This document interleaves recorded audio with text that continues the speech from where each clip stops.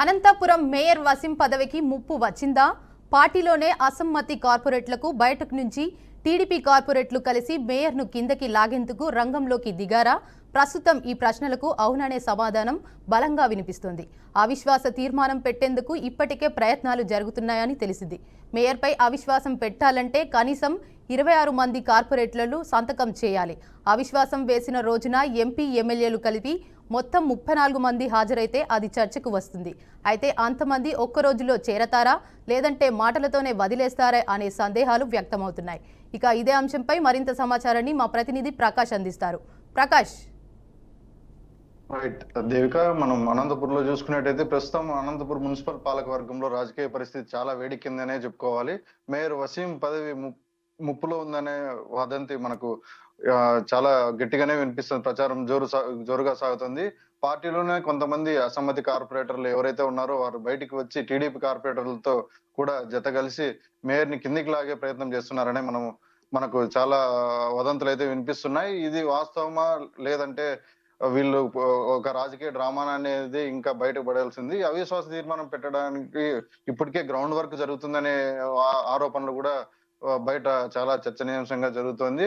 Ground work జరగాలంటే ఈ క్రమంలో మనం చూసుకున్నట్టయితే మీరు అన్నట్టుగా మేయర్ పదవి పైన అవిశ్వాస తీర్మానం పెట్టాలంటే కనీసం 26 మంది కార్పొరేటర్లైనా సంతకం చేయాల్సి ఉంటుంది.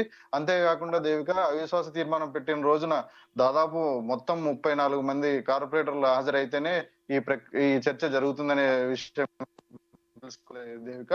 అంతేకాకుండా ఇప్పుడు మనం చూసుకున్నట్లయితే ఒకే రోజు ఇంతమంది హాజరవుతారా లేదంటే వదిలిపెట్టేస్తారా అనేది కూడా అందరిలోనూ చర్చనీయాంశంగా మారుతుంది దేవిక. మనం ఒకసారి చూసుకున్నట్టయితే ఆ ఇక్కడ ఎంత అవిశ్వాసం వచ్చినప్పటికి కూడా హాజరైన వారిలో సగం మంది ఎక్కువగా మేయర్ కి వ్యతిరేకంగానే ఓటు వేస్తున్నారు అని వదంతులు కూడా వినిపిస్తున్నాయి.